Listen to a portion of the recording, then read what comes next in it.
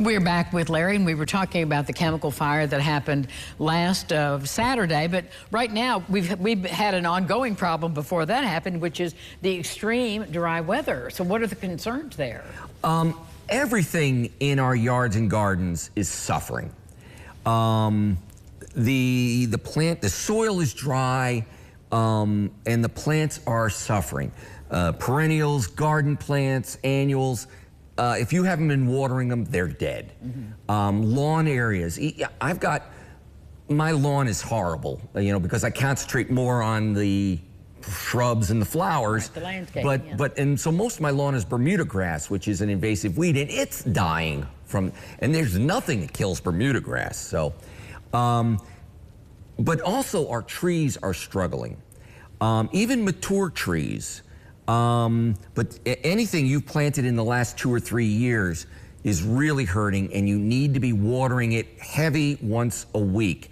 And by watering, you need to water the entire root system, not just under the branches, but you want to go out a little bit beyond the branch spread to water.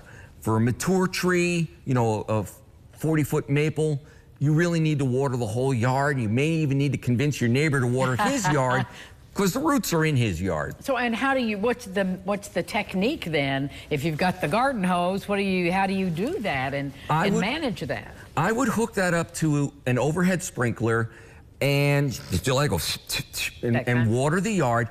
You can get a cheap rain gauge or a pickle jar and capture the water as you're applying it. When you get 1 inch, you've done enough for the week.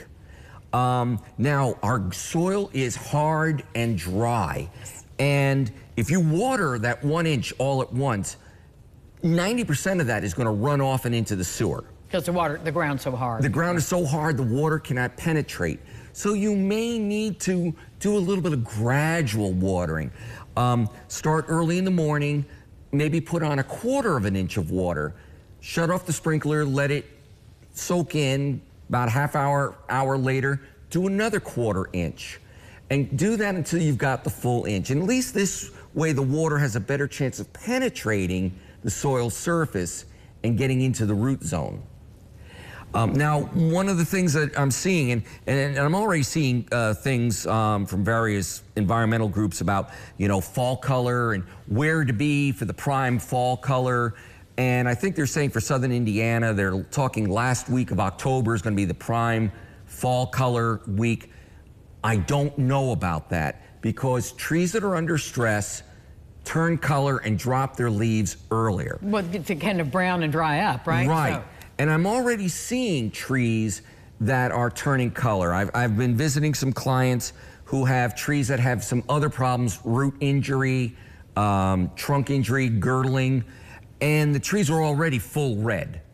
Now that's a bad sign if for early fall color. Right. But I'm expecting to see a lot more of this early fall color. So, if you're planning on going to Brown County last week of October, you may want to push that up a week or two, because I think we're going to be getting early fall color and leaf drop earlier than normal because of the dry weather. Well, maybe we can talk about that next month. When you come, we'll know a little bit better. Larry, thank you for all this important information. We will be following you to learn more as you learn more, too. Thank you, Angie. We'll be back. Don't go away.